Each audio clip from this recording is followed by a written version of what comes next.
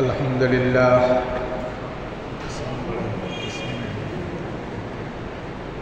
Alhamdulillah. Alhamdulillah nahmaduhu wa nasta'inuhu wa nastaghfiruhu wa nu'minu bihi wa natawakkalu alayhi wa na'udzu billahi min shururi anfusina wa min sayyiati a'malina. Man yahdihillahu fala mudilla lahu wa man yudlilhu fala hadiya lahu. Wa nashhadu an la ilaha illallah wahdahu la sharika lahu wa nashhadu anna sayyidana wa maulana Muhammadan abduhu wa rasuluh. Amma ba'du fa a'udzu billahi minasy syaithanir rajim.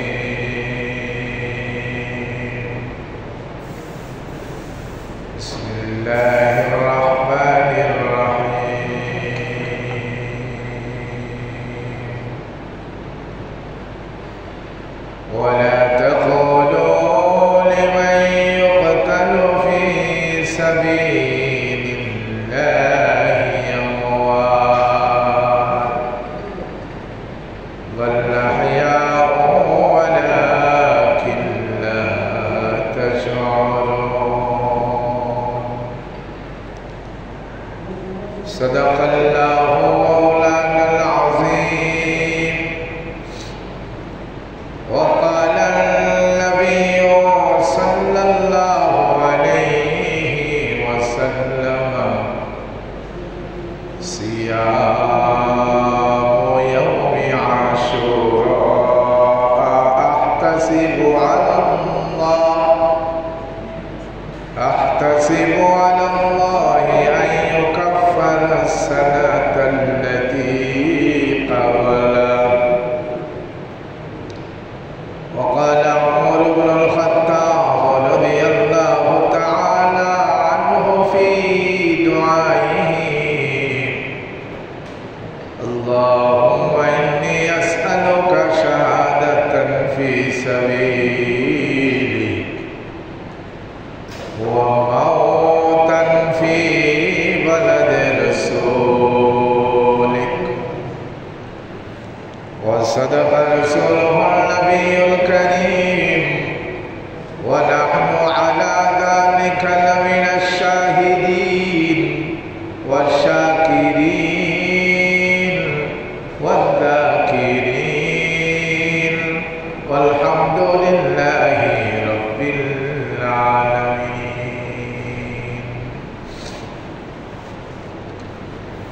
Ya Rabb dil muslim ko zinda tamanna de, jo qalb ko galma de, jo ruh ko तड़पा दे. भटके हुए आहों को फिर सूए हरम ले चल,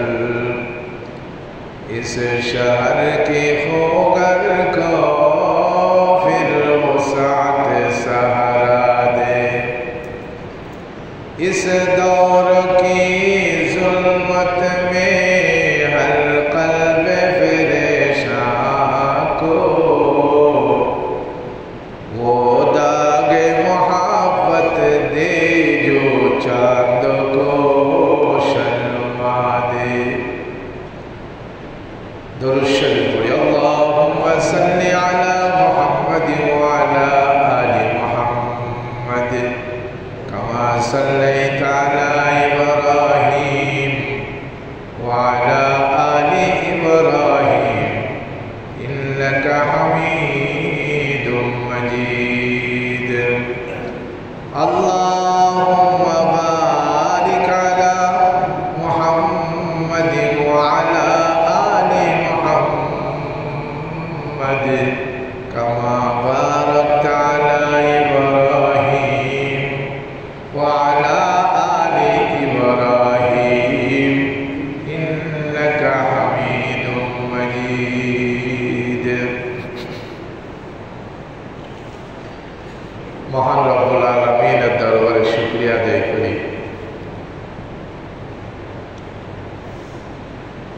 আরবি চাঁদের 12 মাসের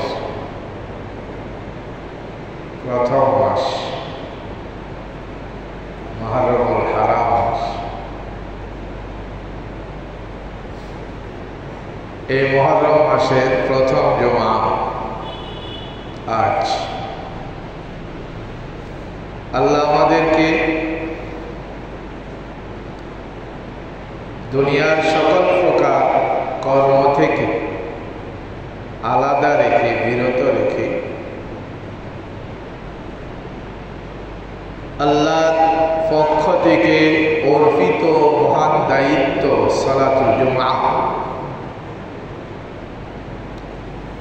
আল্লাহর পক্ষ থেকে আমাদের উপর ফরজ করা হয়েছে। আল্লাহ জুমার নামাজের ফরজিয়ত ফরজ করার জন্য ফরজের বিষয়ে আলোচনা এবং এই জুমার নামের নামকরণ করে একটি সূরা নাযিল করেছেন, সূরাতুল জুমআ।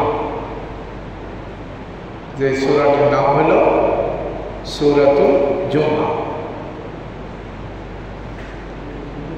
সেই আল্লাহর মহান হুকুম, জুমার নামাজ জামাত ছাড়া, খুতবা ছাড়া এটা হয় না। জুমার নামাজে জামাত লাগে, খুতবা লাগে।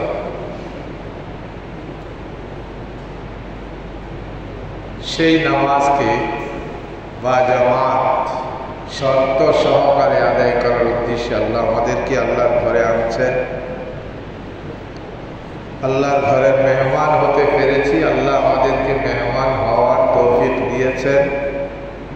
এই জন্য রব্বুল আলামিনের দরবারে শুকরিয়া আদায় করি। সকলে বলি আলহামদুলিল্লাহ। কোরআনে কারীমের ওই আয়াতটি আমি আজকেও তেলাওয়াত করেছি, যে আয়াত গত জুমআয়ও তেলাওয়াত করেছিলাম। এবং আরেকটি হযরত ওমর ইবনুল খাত্তাব রাদিয়াল্লাহু তাআলা আনহুর দোয়া। ওমর ইবনুল খাত্তাব রাদিয়াল্লাহু তাআলা আনহু শেষ জীবনে আল্লাহর কাছে কি দোয়া করতেন? দুটি দোয়া করতেন, দুটি প্রার্থনা মুনাজাত আল্লাহর দরবারে কামনা করতেন, চাইতেন। এই দোয়া দুটি কি সেটা আলোচনা করার জন্যে হযরত ওমর ইবনুল খাত্তাবের দোয়াটাকে আমি পাঠ করেছি। এবং মুহররমের 10 তারিখের বিশেষ আমল রয়েছে আমাদের জন্য। কি সেই আমল, কি আমাদের করণীয়, কি আমাদের জন্য বর্জনীয়, এবং আশুরা কি, এর তাৎপর্য কি, ফজিলত কি, এই দিনে আমাদের আমল কি, এ সম্পর্কে আলোচনা করার জন্য রাসূল করিম সাল্লাল্লাহু আলাইহি ওয়াসাল্লামের একখানা হাদিস আমি আপনাদের সামনে, ছোট্ট হাদিসের এক অংশ বরকতান তেলাওয়াত করেছি।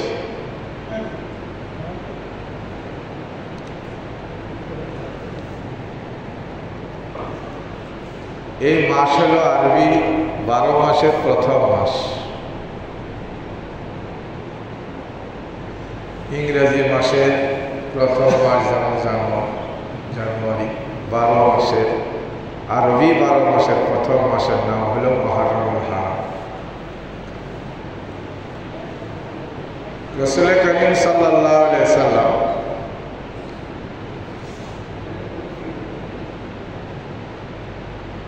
যখন শরীয়তের বিধান, যেই মাস, একটা কথা মনে রাখতে হবে,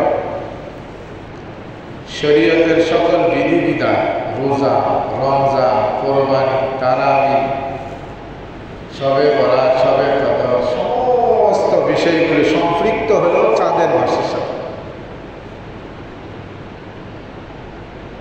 চাঁদের মাসের সাথে সম্পর্ক ইংরেজি মাসের সাথে ধর্মীয় কোনো অনুষ্ঠান, ধর্মীয় কোনো রীতিনীতি, ধর্মীয় কোনো আমালের কোনো সম্পর্ক ইংরেজি মাসের সাথে নেই। ইংরেজি মাসের সাথে ধর্মীয় সম্পর্ক থাকলে খ্রিস্টান জগতের আছে। খ্রিস্টানেরা 25শে ডিসেম্বর বড়দিন পালন করে।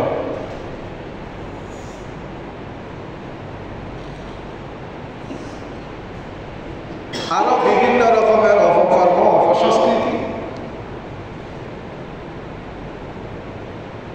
এই সমস্ত বেহুদা কামগুলি এগুলি ইংরেজি মাসের সাথে সম্পর্কীয়। আমাদের ইসলামের ধর্মীয় কোনো বিষয় ইংরেজি মাসের সাথে সম্পর্ক নয়, সবগুলি হলো চাঁদের মাসের সাথে সম্পর্ক। রমজান রমাদান মাসের সাথে সম্পর্ক,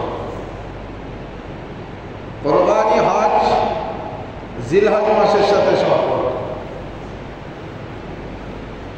লাইলাতুল কদর রমজান মাসের শেষে বেজর রজনীর যে কোনো এক রাতের সাথে সম্পর্ক, তারাবি রমজান মাসের রাতের সাথে সম্পর্ক, আশুরা মুহররম মাসের সাথে সম্পর্ক, মুহররম মাসের 10 তারিখের সাথে সম্পর্ক, শবে বরাত শাবান মাসের 15 তারিখের সাথে সম্পর্ক, এবং আশার লায়াল 9 দিন এবং 10 রাতের যে ফজিলত, ওয়াল ফজরি ওয়া লায়ালিন আশর, জিলহজ মাসে 1 থেকে 10 তারিখের সাথে সম্পর্ক।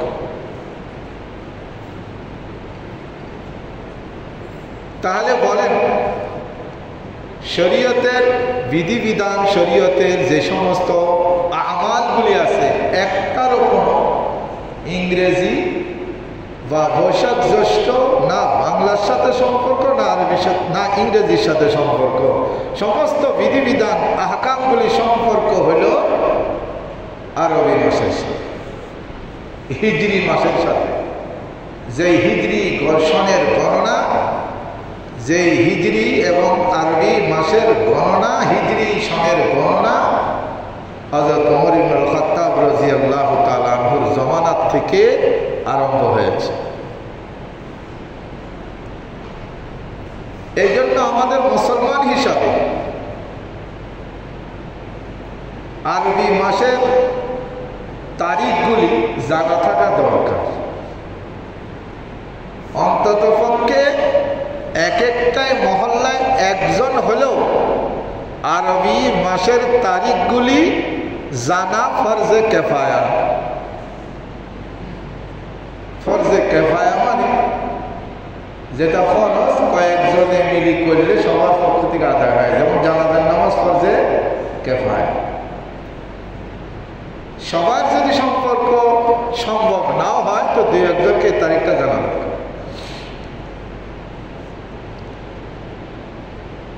তো যাই হোক, সেই আরবি মাস প্রথম মাস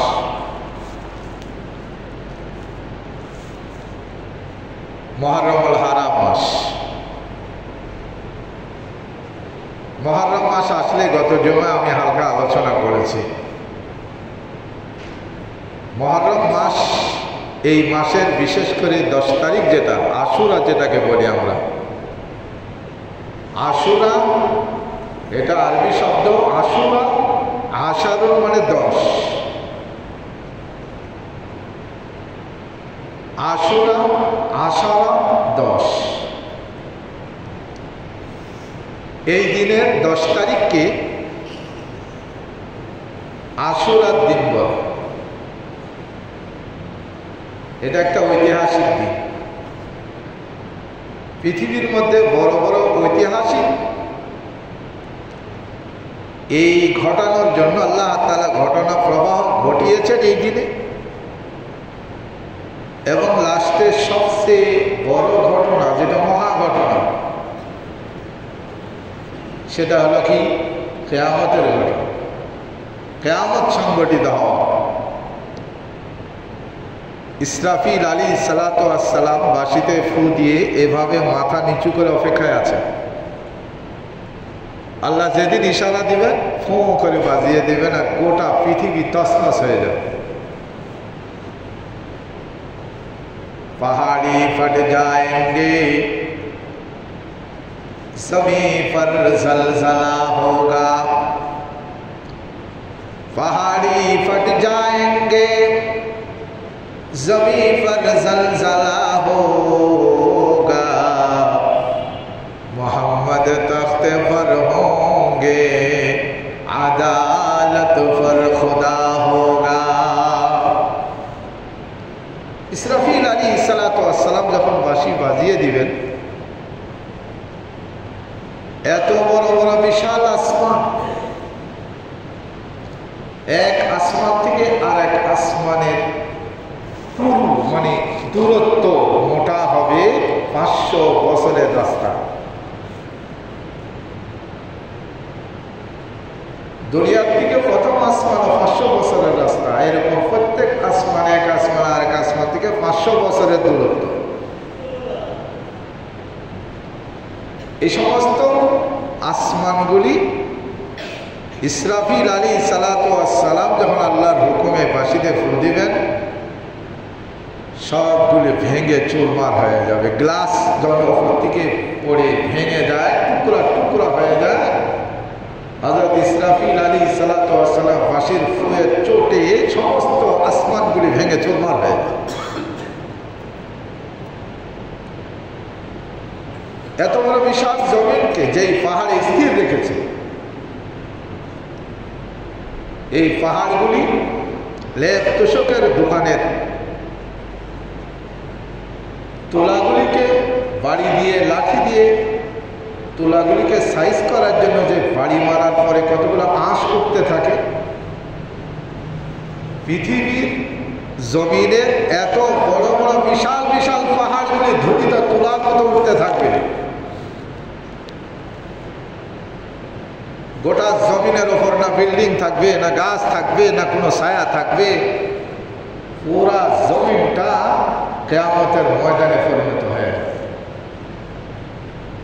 তামা সীসা যেমন তার উপরে কোনো গাছপালা কিছু থাকে না, এরকম গোটা জমিনটা তামা হয়ে যাবে, তামা তামা। আমাদের মা বোনদের বেলিত রুটি রুটির মতো গোটা জমিনটা ফাঁকা সাদা স্পষ্ট হয়ে যাবে। এই হলো সেই মহা ঘটনা। এই ঘটনাটা ঘটবেও কোন দিন? মুহররমের 10 তারিখ, ইয়ামে আশুরা। ইতিমধ্যে অনেক ঘটনা আল্লাহ ঘটাইছে। হযরত আদম আলাইহিস সালাতু ওয়াস সালামকে আল্লাহ নিজ হাতে কুদরতি হাতে পৃথিবীর থেকে আল্লাহর কুদরতি এক মুষ্টি মাটি নিয়ে, জমিন থেকে কুদরতি এক মুষ্টি মাটি নিয়ে আল্লাহ তাআলা আদমকে সৃষ্টি করেছেন, বানাইছেন। আল্লাহ পৃথিবী নির্মিত হওয়ার পরে আল্লাহর কুদরতি হাতে এটা কিভাবে নিয়েছেন, আমাদের মতো তো আর না, আমাদের 5 আঙ্গুলের হাত না, এটা আমরা বলতে, এটা বললে শিরিক হয়ে যায়। আমাদের মতো নয়, আল্লাহর শানের মোতাবিক, আল্লাহর ইজ্জত আর শান আর মর্যাদার সাথে যেটা যায় সেই হিসাব। এটা আমরা দেখি নাই, তো জানি না, কেউ বলতে পারবে না। আল্লাহ রাব্বুল আলামিন আদম আলাইহিস সালাতু ওয়াস সালামকে বানানোর জন্য মাটি আর পানি যেদিন একত্রিত করেছিলেন, সেই দিনটাও ছিল এই ঐতিহাসিক দিন ইয়াউমে আশুরা, মুহররমের 10 তারিখ। এরপরে আদম আলাইহিস সালাতু ওয়াস সালামকে আল্লাহ তাআলা প্র্যাকটিক্যাল ভাবে একটা পুতুল আকারে সৃষ্টি করলেন, 120 হাত লম্বা, 60 গজ। আমাদের বাবা 60 গজ ছিলেন। যেদিন আল্লাহ হযরত আদম আলাইহিস সালামকে বানালেন, এই পুতুলটা বানানোর দিনও ছিল সেই ঐতিহাসিক দিন 10 মুহররম। বানানোর পরে ফেলে রেখেছেন, রূহ দেয় নাই। আল্লাহ বেশ কিছুদিন পরে রূহ দিয়েছেন, সেই ঐতিহাসিক দিনটা ছিল মুহররমের 10 তারিখ। বানানোর পরে আল্লাহ আদম নবীন আলাইহিস সালামকে জান্নাত দিলেন। জান্নাতে দেওয়ার পরে জান্নাতে প্রবেশ করালেন যেই দিনটা, সেই দিনটাও ছিল ঐতিহাসিক মুহররমের 10 তারিখ। 130 বছর পরে, এখন বর্তমানে হিসাবে আর কি, তখন তো চন্দ্র সূর্য নাই, এই অনুমানিক বর্তমানে পৃথিবীর 130 বছর পর্যন্ত হযরত আদম নবীন আলাইহিস সালাম স্ত্রী সহকারে, মা হাওয়া সহকারে জান্নাতে ছিলেন। আল্লাহর কিন্তু আগের থেকে পরিকল্পনা ছিল, এগুলো সব পরিকল্পনা। বানাবেন, আল্লাহ তাআলা তাকে নিষিদ্ধ করবেন, ওয়ালা তাকরাবা হাযিহিশ শাজারা ফাতাকুনা মিনাজ জালিমিন, যে তোমরা আদম আর হাওয়া দুইজনে মিলে গাছের কাছেও যাইও না। আসলে আল্লাহ তাআলা বলেছেন এই জাতীয় গাছের ফল খেও না। আদম আলাইহিস সালাম নির্দিষ্ট এই গাছটাই মনে করেছেন। এটাও আল্লাহ তাআলার পক্ষ থেকে পরিকল্পিত। নাহলে শয়তানের কি পাওয়ার আছে যে জান্নাতের দরজায় দাঁড়িয়ে মা হাওয়াকে সালাম দিয়া নিজেও গোলগোল খাবে? মা হাওয়া খাইয়েছেন, বাবাকে খাওয়াইছেন, এটা সত্যি। আল্লাহর যদি ইশারা না থাকে কখনো সম্ভব নয়। তো যাই হোক, যে কোনো ঘটনার পরিপ্রেক্ষিত হোক, জান্নাত থেকে তো বের হয়েছে। জান্নাত থেকে আল্লাহ দুইজনকে পৃথিবীর দুই প্রান্তে ছুঁড়ে মেরেছেন, পাঠিয়ে দিয়েছেন। এটাই আল্লাহর উদ্দেশ্য ছিল আগের থেকে। কারণ আল্লাহ কোরআনে নাজিলের মধ্যে আগেই বলে রাখছেন, ইন্নী জাইলুন ফিল আরদি খলিফা, আমি জমিনের মধ্যে আদম আলাইহিস সালামকে আমার খলিফা নিযুক্ত করব। তো জান্নাতে বসে থাকলে হবে, দুনিয়ায় আসতে হবে না, খেলাফতের দায়িত্ব পালন করতে হবে না, এবং আপনার বংশধরের মধ্যে আল্লাহর সবচেয়ে প্রিয় নবী আমাদের নবী সাইয়্যিদুল মুরসালিন রাহমাতুল লিল আলামিন আসবেন না? এটা তো আগের থেকে পরিকল্পিত। তো যেদিন আদম আলাইহিস সালামকে সরদ্বীপ শ্রীলঙ্কা, মা হাওয়াকে জেদ্দা, এই যে ফেলা হলো, এই ঐতিহাসিক দিনটাও ছিল 10 মুহররম।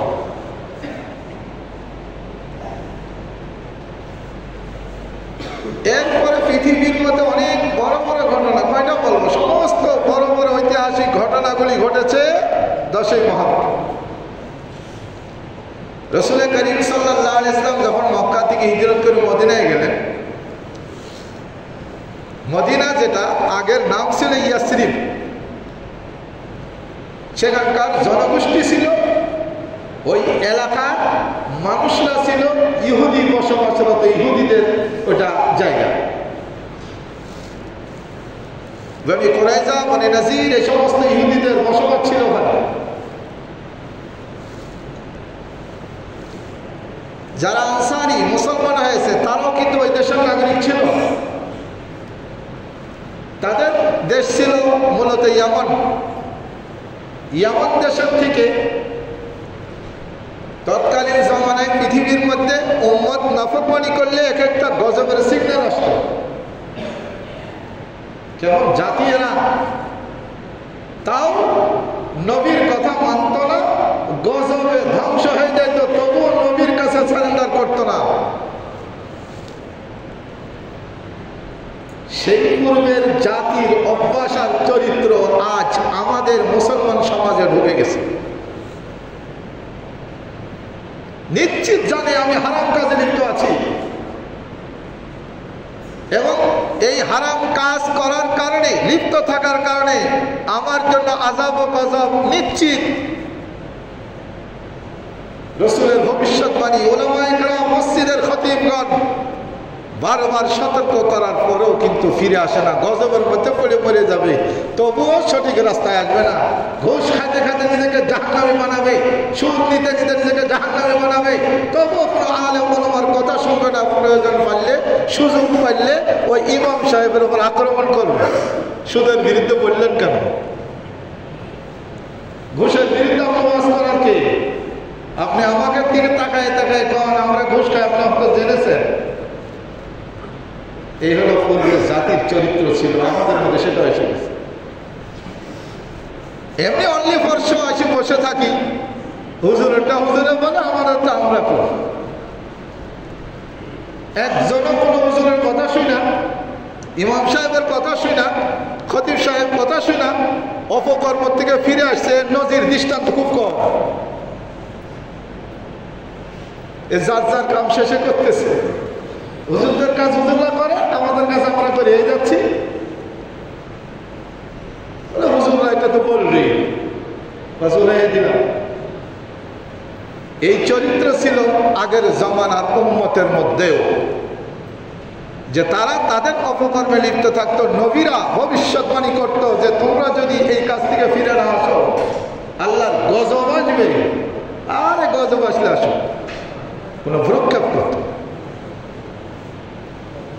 ইয়ামান থেকে ওই মানুষগুলি সুদূর ইয়ামান থেকে ইয়াসরিবে পালায় আসছে, খোদার গজব আসছে, গজব থেকে বাঁচার জন্য। তবু ওখান থেকে ঈমান আনে।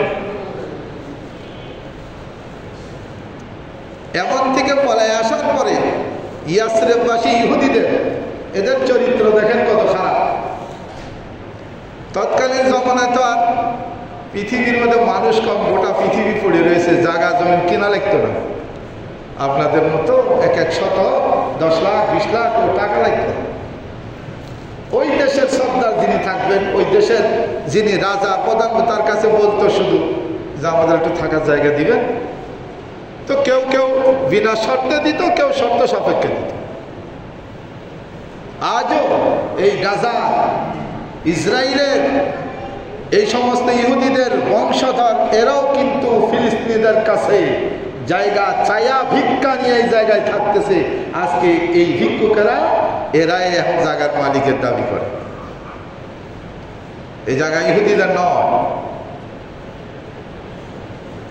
তো ইয়ামান থেকে যখন এসে ইয়াসরিবে থাকার জন্য আবেদন করলো যে আমরা ইয়ামান থেকে চলে এসেছি, আমরা আর আমাদের দেশে যাবো না, ওই দেশে আল্লাহর গজব আসে, সব ধ্বংস হয়ে যাচ্ছে, আপনাদের দেশে আমাদের থাকতে দিবেন। লম্বা ইতিহাস আমি একদিন বলেছিলাম, যাক শর্ত সাপেক্ষে তাদেরকে জায়গা দিয়েছে। এই মানুষগুলি যেহেতু ইহুদিরা এদের উপর বড় অত্যাচার করত। প্রথম বিবাহ, এদের মেয়ের বিয়ে হলে বা ছেলের কোনো বউ আনলে ওদের ধর্ম যাজক, ধর্মগুরু ইহুদিদের আলমদের কাছে প্রথম রাত্রি যাপনের জন্য দেওয়া লাগতো। এত বড় নাদান এই ইহুদি গোষ্ঠী। রাত্রি যাপন করার পরে যার স্বামী তার কাছে যাবে, প্রথম রাত্রিটা এই ইহুদিদের কাছে দিতে হবে। নাউযুবিল্লাহি মিন যালিক। লম্বা ইতিহাস আছে। তখন ওরা এই অত্যাচার দীর্ঘদিন, মনে রাখবেন একজন জালেম যতই জুলুম করুক, এই জুলুমের অবসান একদিন একদিন ঘটবে। ইতিহাস আছে। আপনি মনে করছেন যে এই জুলুম মনে হাত কেউ ঠেকাতে পারবে না? না, আল্লাহ তাআলার একটা নির্ধারিত টাইম আছে, ওই টাইম সময় চলে আসলেই এই জুলুমের অবসান হবে, সব অবসান হয়ে। তো এই ইয়ামান থেকে যারা চলে আসছিল এরা ছিল মূলত অগ্নি পূজারী। এরাও কাফের ছিল, অগ্নি পূজারী, মুশরিক। তো ইহুদিরা তো তাদের আসমানি কিতাব আছে, তাওরাত, দাবিদার, যদিও বদলাই ফেলেছে, তারা তো জানে বদল টদল করার আগে মূল কিতাবের মধ্যে, প্রত্যেকটা কিতাবের মধ্যে নবী আখির জামান আমাদের নবী রহমতুল লিল আলামিনের আগমনের ভবিষ্যৎবাণী করা আছে। কোথায় জন্মগ্রহণ করবেন এবং কোথায় হিজরত করবেন, কোথায় গিয়ে তিনি স্থায়ীভাবে থাকবেন, তার কবর কোথায় হবে, সব কিছু কিন্তু বর্ণনা দেওয়া আছে আগের কিতাব ইহুদিদের তাওরাতের। ইনজিলের মধ্যে, জবুরের মধ্যে, প্রত্যেক কিতাবের মধ্যে নবী মুহাম্মদের আগমনের ভবিষ্যৎবাণী আছে এবং প্রত্যেক নবী স্ব উম্মতকে ওসিয়ত করে গেছেন, উপদেশ দিয়ে গেছেন, এই নবীকে যদি তোমরা পাও তাহলে সেই নবীর ধর্মে আমাদের সমস্ত দিনকে ছেড়ে দিয়ে সেই নবীর দিনের মধ্যে তোমরা অংশগ্রহণ করে দাও, মুসলমান হয়ে যাও।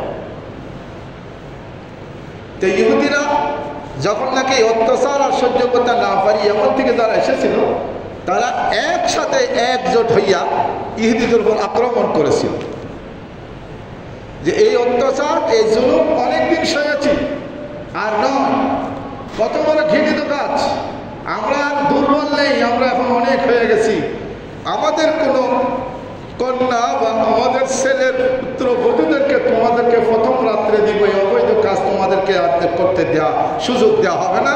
ঐক্যবদ্ধভাবে মদিনার সেই আদিবাসী ইহুদিদের উপর আক্রমণ করে সংগ্রাম, লড়াই, জিহাদ ছাড়া কোনোদিন কেউ নিজের হক আদায় করতে পারেনি।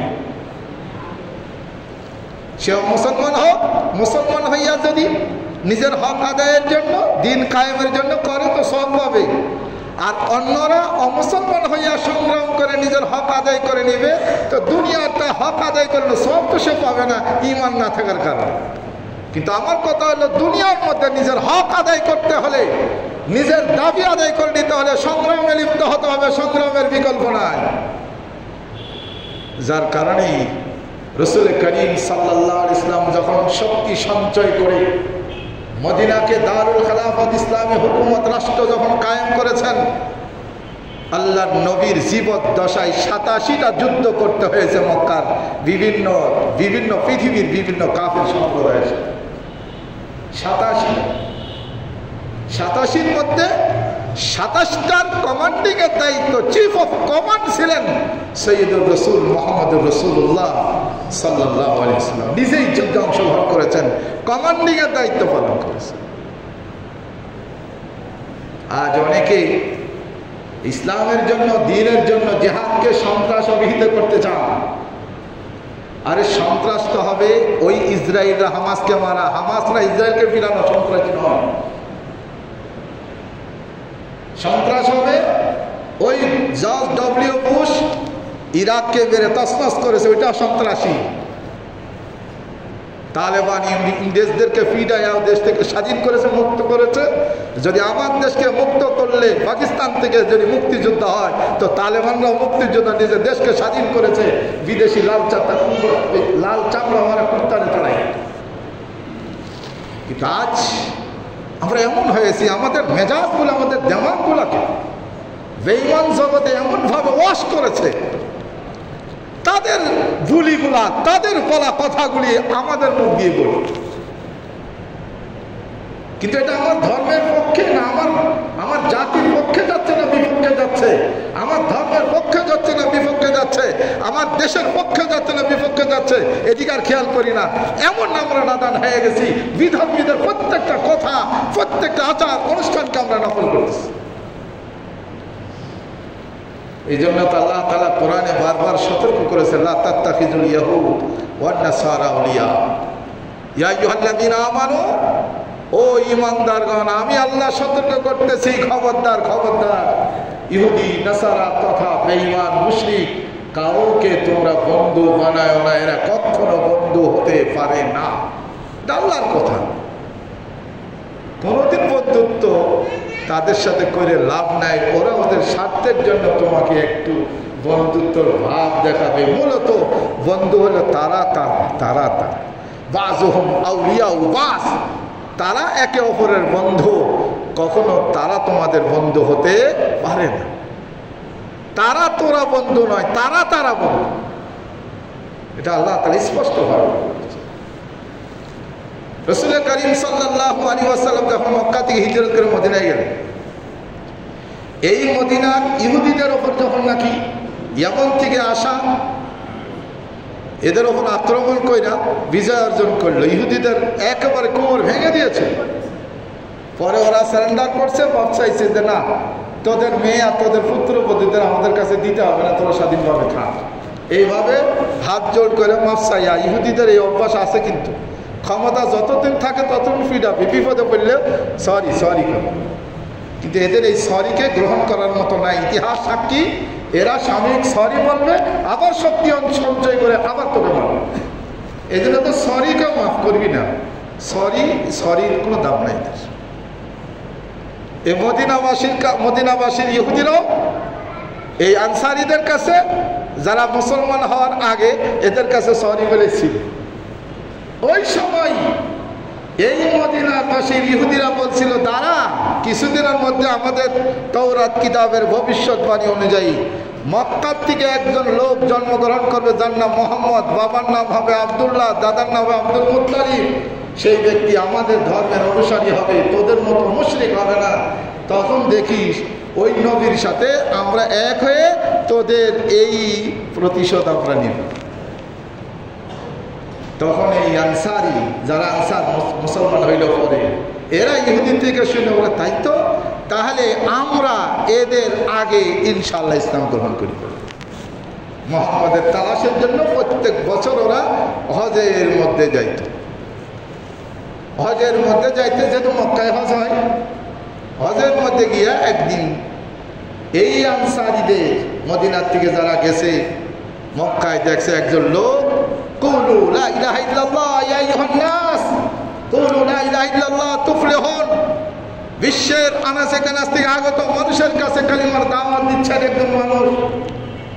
পিছনে লোকজন পাগল পাগল বলে তিরস্কার করতেছে, কেউ পারলে ধাক্কা দিচ্ছে, কেউ পাথর মারতেছে, কিন্তু তার নিজ গতিতে সে কালিমার দাওয়াত দিয়ে যাচ্ছে। ওই আনসারি যারা কয়েকজন আসছিল সেদিন, তারা মনে করলে ইনি মনে হয় সেই মোহাম্মদ হবে। যারা জিজ্ঞাসা করছে, আনতা মোহাম্মদ? বলে না, আনা মোহাম্মদ ইবনে আব্দুল্লাহ ইবনে আব্দুল মুত্তালিব। মিলে গেছে। সাথে সাথে ওই বছরে 7 জন মুসলমান হয়ে গেছে। এরপরের বছর মদিনায় আসার পরে দাওয়াত দিয়ে 12 জন নিয়ে গেছে। এরপরে আরো প্রায় 100-এর উপর দাওয়াত দিয়া সব চলে আইছে।